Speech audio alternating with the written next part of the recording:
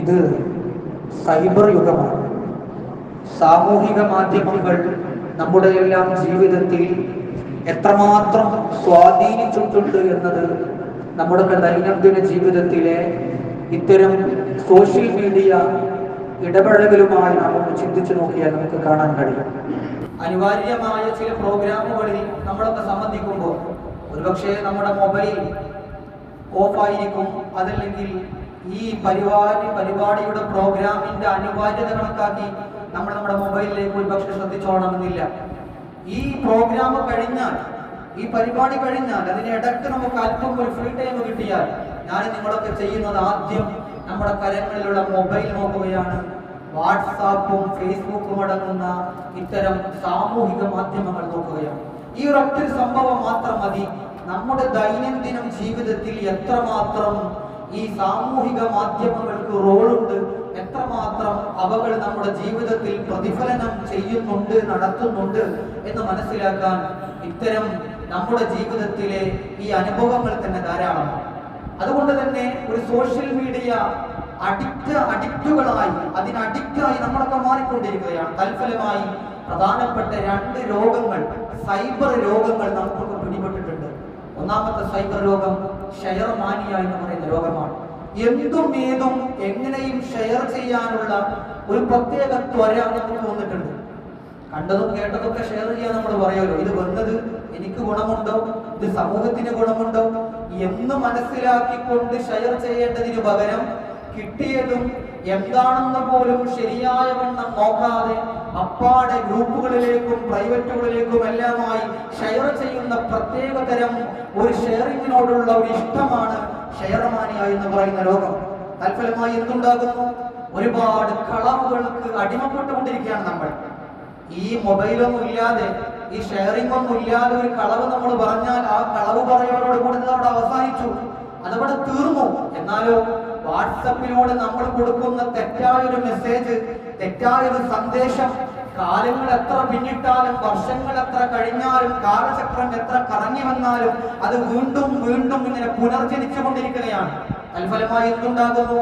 നമ്മൾ പറയുന്ന കളവും ഷെയർ ചെയ്യുന്ന കളവും വീണ്ടും വീണ്ടും സമൂഹം കേൾക്കുകയും സമൂഹത്തിലെ ജനങ്ങൾ വിശ്വസിക്കുകയും ചെയ്യുന്നതിന്റെ അനന്തരഫലമായി നമ്മുടെ തിന്മയുടെ അക്കൗണ്ടിലേക്ക് ആ പറഞ്ഞ ഷെയർ ചെയ്ത ഫോർവേഡ് ചെയ്ത തെറ്റുകളുടെ ഇൻട്രസ്റ്റ് ഇങ്ങനെ കയറി വരികയാണ്. നമ്മൾ എപ്പോഴെങ്കിലും അത് ചിന്തിച്ചിട്ടുണ്ടോ? വർഷങ്ങൾ പിന്നിട്ടാലും ഈ മെസ്സേജുകൾ വീണ്ടും അന്ന് നമ്മൾ ഷെയർ ചെയ്തതായിരിക്കും, അത് വീണ്ടും പുനർജനിച്ചു കൊണ്ടിരിക്കുമ്പോ നമ്മുടെ തിന്മയുടെ അക്കൗണ്ടിലേക്ക് വീണ്ടും വീണ്ടും ആ തിന്മയുടെ ഇൻട്രസ്റ്റ് കയറി വരുമ്പോ ഈ ഷെയർമാനിയ എന്ന രോഗം കൊണ്ടുണ്ടാകുന്ന ഏറ്റവും അപകടകരമായ ഒരു പ്രവർത്തനമാണ്, ഒരു പ്രശ്നമാണ് നമ്മൾ അഭിമുഖീകരിക്കുന്നത്. അതുകൊണ്ട് ഞാൻ ഷെയർ ചെയ്യുമ്പോൾ, നമ്മൾ ഷെയർ ചെയ്യുമ്പോൾ ഇത് എനിക്ക് ഉപകാരമുള്ളതാണോ, ഇത് സമൂഹത്തിന് ഉപകാരമുള്ളതാണോ, ഇതൊരു നല്ല മെസ്സേജ് ആണോ എന്ന് അറ്റ്ലീസ്റ്റ് നോക്കിയിട്ടെങ്കിലും ഷെയർ ചെയ്യാനുള്ള ഒരു കാരുണ്യം നമ്മൾ നമ്മുടെ ശരീരത്തിന് വേണ്ടി കാണിക്കണം. അതല്ലെങ്കിൽ അല്ലാഹുവിന്റെ മുമ്പിൽ നമ്മളൊക്കെ മറുപടി പറയേണ്ടി വരും. ഹബീബായ റസൂലുള്ളാഹി സ്വല്ലല്ലാഹു അലൈഹി വസല്ലം തങ്ങൾ പറയുന്നുണ്ട്, നിങ്ങൾ കണ്ടതും കേട്ടതും ഒക്കെ വിളിച്ചു പറയരുത്.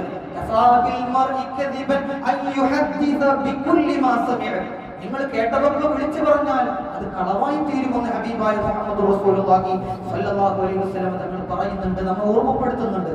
അതുകൊണ്ട് കണ്ടതും കേട്ടതും ഒന്നും വിളിച്ചു പറയരുത്. എത്രയോ മെസ്സേജുകൾ വിശുദ്ധമായ റമദാൻ ആയി കഴിഞ്ഞാൽ ആ റമദാനിന്റെ മുമ്പേ നമ്മുടെ വാട്സപ്പിലേക്ക് വരുന്നൊരു മെസ്സേജാണ്, ഇന്ന ദിവസം റമദാൻ തുടങ്ങും, അതുകൊണ്ട് ഈ സന്ദേശം ഒരു 10 പേർക്ക് നിങ്ങൾ അറിയിച്ചു കൊടുത്താൽ സ്വർഗത്തിൽ നിങ്ങൾ കടക്കും, നരകം നിങ്ങൾക്ക് ഹറാമാകും എന്നൊക്കെ പറഞ്ഞ് ഹബീബായ റസൂലുള്ളാഹി സ്വല്ലല്ലാഹു അലൈഹി വസല്ലം തങ്ങളുടെ പേരിൽ ഇത്തരം സന്ദേശങ്ങൾ നമ്മുടെ വാട്സാപ്പിലേക്ക് വരുന്നത് നമുക്ക് കാണാം. من كذب علي متعمدا فليتبوأ مقعده من النار. പുന്നാര നബി സല്ലല്ലാഹു അലൈഹി വസല്ലം തങ്ങൾ 14 നൂറ്റാണ്ടുകൾക്ക് മുമ്പ് പറഞ്ഞു, ആരെങ്കിലും മനഃപൂർവ്വം എന്റെ പേരിൽ ഇല്ലാത്തത് കെട്ടിച്ചമച്ചു പറഞ്ഞാൽ, എന്റെ പേരിൽ കളവ് പറഞ്ഞാൽ അവൻ നരകത്തിൽ അവനുള്ള ഇരിപ്പിടം സീറ്റ് ഉറപ്പിച്ചു കൊള്ളട്ടെ എന്ന് ഹബീബായ റസൂലുള്ളാഹി സ്വല്ലല്ലാഹു അലൈഹി വസല്ലം പറയുമ്പോൾ എന്തുമാത്രം അപകടകരമായ പ്രവണതകളാണ് ഇത്തരം മെസ്സേജുകളിലൂടെ വരുന്നത്. സാധാരണക്കാർ പലരും തെറ്റിദ്ധരിച്ചറിയാതെ ഇത്തരം മെസ്സേജുകൾ സ്വർഗം കിട്ടുന്ന മെസ്സേജാണല്ലോ നിരത്തിവിടും ഗ്രൂപ്പുകളിലേക്കും ഒരുപാട് ഗ്രൂപ്പുകളിലേക്കും ഇങ്ങനെ വിട്ടുകൊടുക്കും. ഇതിന് കാര്യ ഗൗരവവും അറിയുന്നില്ല, ഇത് കളവാണെന്ന് അറിയുന്നില്ല, ഇതിന് 10 കൊല്ലം വീണ്ടും മോദി പഠിക്കേണ്ട ആവശ്യമില്ലല്ലോ, എന്നാൽ വേറൊരു പണിക്കും പോണ്ട, നിസ്കാരം വേണ്ട, രണ്ടീസം മുമ്പ് ഒരു 100 ആളുകൾക്ക് ഈ മെസ്സേജ് അയച്ചു കൊടുത്ത സ്വർഗത്തിൽ അവനൊരു ഇരിപ്പിടം കിട്ടുമെന്ന് പറയുകയാണെങ്കിൽ എന്തുമാത്രം സുഖകരമായ ഏർപ്പാടാണിത്. അത് ശരിയായൊരു ലോജിക്ക് വെച്ച് ചിന്തിച്ചാൽ തന്നെ ഇത് വ്യാജമാണ്, ഇത് വ്യാജ നിർമ്മിതമാണ് എന്ന് ആർക്കും ബോധ്യപ്പെടും. അതുകൊണ്ട് പ്രിയമുള്ള മുഅ്മിനീങ്ങളെ, എന്തും ഏതും എങ്ങനെയും കേട്ടതും കണ്ടതും ഒക്കെ ഷെയർ ചെയ്യുന്ന ഒരവസ്ഥയിലേക്ക് നമ്മൾ ആരും എത്തിപ്പെടാൻ പാടില്ല. അത് ഷെയർമാനിയെ കൊണ്ടുണ്ടാകുന്ന ഒരു വലിയ അപകടമാണ്. രണ്ടാമത്തെ സൈബർ രോഗമാണ് എന്തും ആദ്യവും എനിക്ക് എക്സ്പ്ലോർ ചെയ്യണം, എനിക്കത് പബ്ലിഷ് ചെയ്യണം, ഞാനായിരിക്കണം ആദ്യം ഇത് മറ്റുള്ളവരെ അറിയിക്കേണ്ടത് എന്നുള്ള വല്ലാത്തൊരു അഭിനിവേശം എനിക്കും നിങ്ങൾക്കും പിടിപെട്ടിട്ടുണ്ട്. ഇത് ഈ സോഷ്യൽ മീഡിയകളെ കൊണ്ടുണ്ടായ ദുരന്തമാണ്. നിങ്ങൾ നോക്ക്, നമ്മൾ ഹൈവേയിലൂടെ യാത്ര ചെയ്യുമ്പോൾ ആ ഹൈവേയുടെ റോഡിന്റെ നടുക്കൽ ഒരു ആക്സിഡന്റ് നടക്കുകയാണ്. ഒരു പാവപ്പെട്ട സഹോദരൻ ചോരയിൽ രക്തത്തിൽ മുങ്ങി കുളിച്ച് കിടക്കുകയാണ്. അവിടെ ഭൂരിഭാഗം ജനങ്ങളും രക്ഷപ്പെടുത്താനുള്ളവരായിരിക്കില്ല. കുറച്ചാൾക്ക് രക്ഷപ്പെടുത്തുന്നുണ്ടെങ്കിൽ ഭൂരിഭാഗം ആളുകളും അവരെ കരങ്ങളിലുള്ള മൊബൈൽ ഫോൺ കൊണ്ട്, സ്മാർട്ട് ഫോൺ കൊണ്ട് ആ പാവപ്പെട്ട സഹോദരൻ രക്തത്തിൽ പിടഞ്ഞു വീണ് കിടക്കുന്ന ആ രംഗം അവർ ഷൂട്ട് ചെയ്യുകയായിരിക്കും. എന്തിനാണത്? ഇത് ഞാനായിരിക്കണം ആദ്യം പ്രകടിപ്പിക്കേണ്ടത്, പബ്ലിഷ് ചെയ്യേണ്ടത്, ഇത് സമൂഹത്തെ ഞാൻ ആദ്യം അറിയിക്കും. ഈ ഒരു ത്വര നമുക്ക് വന്നു. അതുകൊണ്ട് എന്തായി? ഇന്ന് മലയാളക്കാരെ ഏറ്റവും കൂടുതൽ ചർച്ച ചെയ്യുന്ന 10-11 ദിവസമായി ഏറ്റവും കൂടുതൽ ചർച്ച ചെയ്യുന്ന ഒരു വിഷയമാണ്. നമ്മളൊക്കെ വല്ലാതെ ഓരോ മലയാളിയും അവന്റെ കുടുംബത്തിലൊരു അംഗം പോലെ കണക്കാക്കുന്ന അർജുൻ എന്ന് പറയുന്ന ഒരു സുഹൃത്ത്. ആ അർജുൻ എന്ന് പറയുന്ന സുഹൃത്തിനെ 10-11 ദിവസമായി തെരഞ്ഞുകൊണ്ടിരിക്കുകയാണ്. ഇവിടെ ചില മുഖ്യധാര മാധ്യമങ്ങൾ ഉൾപ്പെടെ അറ്റ്ലീസ്റ്റ് ചെറിയൊരു മൊബൈലുമായി സ്വന്തം യൂട്യൂബിലൂടെ വാർത്ത കൊടുക്കുന്ന ആളുകൾ വരെ വളരെ തെറ്റിദ്ധരിപ്പിച്ചുകൊണ്ട് ഒരുപാട് ഹെഡ്ലൈൻസുകൾ കൊടുത്ത്, ഒരുപാട് തലവാചകങ്ങൾ കൊടുത്ത് തെറ്റായ വാർത്തകൾ പ്രചരിപ്പിക്കുമ്പോൾ നിങ്ങൾ ആലോചിച്ച് നോക്കൂ. ഇത് ആദ്യം ഞങ്ങൾക്ക് കൊടുക്കണം, ഫ്ലാഷ് ന്യൂസ് ഞങ്ങൾക്ക് ആദ്യം കൊടുക്കണം, ഞങ്ങളെ ചാനലിലൂടെ ആയിരിക്കണം ഇത് ജനം പുറത്തറിയേണ്ടത്. ഇങ്ങനെയുള്ള ഈ ഒരു ത്വര അഭിനിവേശം വന്നതിന്റെ ഫലമായി ഒരുപാട് വ്യാജ വാർത്തകൾ പാവപ്പെട്ട സാധാരണക്കാരെ നാട്ടിലെ ജനങ്ങൾ കേൾക്കേണ്ടി വരുമ്പോ പിന്നെ ആരെ നമ്മൾ വിശ്വസിക്കും? പക്ഷേ ശുദ്ധമായ ദീനുൽ ഇസ്ലാമിന് കാഴ്ചപ്പാടുണ്ട്. മുസ്ലിം അങ്ങനെ ആവാൻ പാടില്ല. ശുദ്ധമായ ഖുർആൻ അടിവരയിട്ട് പറയുന്നുണ്ട്. സൂറത്തുൽ ഇസ്രാഇന്റെ 36-ാമത്തെ ആയത്തിലൂടെ അല്ലാഹു പറയുന്നുണ്ട്, വലാ തഖഫു മാ ലൈസ ലക ബിഹി ഇൽമുൻ.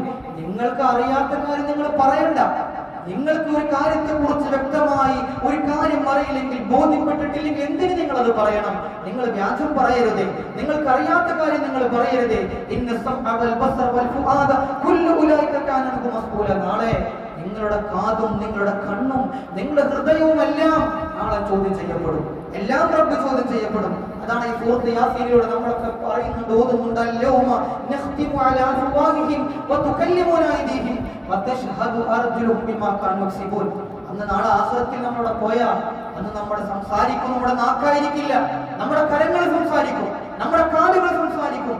നമ്മൾ ചെയ്തു കൂട്ടിയ ഈ പ്രവർത്തനങ്ങൾ മുഴുവനും നമ്മുടെ കൈയും കാലുമെല്ലാം സംസാരിക്കുമെന്ന് വിശുദ്ധമായ ഖുർആൻ സൂറത്ത് യാസീനിലൂടെ അടയാളപ്പെടുത്തുമ്പോൾ പ്രിയമുള്ള മുഅ്മിനീങ്ങളെ, ഇതിനൊക്കെ നമ്മൾ കണക്ക് പറയേണ്ടി വരും. നമ്മുടെ കാതും നമ്മുടെ കാലും നമ്മുടെ കൈയും എല്ലാം നമ്മുടെ ഹൃദയമടക്കം നമ്മുടെ ഹൃദയത്തിൽ നാം കരുതിയ, നാം വിശ്വസിച്ച മുഴുവൻ കാര്യങ്ങൾക്കും നമ്മൾ മറുപടി പറയേണ്ടി വരും. അതുകൊണ്ട് മുസ്ലിം ഒരിക്കലും കണ്ടതും കേട്ടതും പറയുന്നവനാകാൻ പാടില്ല. ഇന്നൽ കദിബ യഹ്ദി ഇലൽ ഫുജൂർ. ഹബീബായ റസൂലുള്ളാഹി സ്വല്ലല്ലാഹു അലൈഹി വസല്ലം പറയുന്നുണ്ട്, തീർച്ചയായും കളവ് നിങ്ങളെ മോശത്തരത്തിലേക്ക്, തെമ്മാടിത്തരത്തിലേക്ക്, തോന്നിവാസത്തിലേക്ക് നിങ്ങളെ കളവ് നയിക്കും. വൽ ഫുജൂർ യഹ്ദി ഇലൻ നാർ. അങ്ങനെ നിങ്ങൾ ഒരു തോന്നിവാസിയായി മാറിയാൽ, നിങ്ങൾ തെമ്മാടിയായി മാറിയാൽ, ആ തോന്നിവാസം നിങ്ങളെ നരകത്തിലേക്ക് നയിക്കുമെന്ന് മുഹമ്മദ് റസൂലുള്ളാഹി സ്വല്ലല്ലാഹു അലൈഹി വസല്ലം തങ്ങൾ പറയുമ്പോൾ സത്യസന്ധമായി ജീവിക്കാനും ജീവിതത്തിൽ സത്യസന്ധത കാത്തു സൂക്ഷിക്കാനും നമ്മുടെ ഇടപെടലുകളും നമ്മുടെ കമ്മ്യൂണിക്കേഷൻസുകളും നമ്മുടെ മറ്റ് എല്ലാ ജീവിത വ്യവഹാരങ്ങളുമെല്ലാം തീർത്തും സത്യസന്ധമായിരിക്കാൻ ഞാനും നിങ്ങളും ശ്രദ്ധിക്കുക. അല്ലാഹു തൗഫീഖ് നൽകുമാറാകട്ടെ. അൽഹംദുലില്ലാഹി റബ്ബിൽ ആലമീൻ.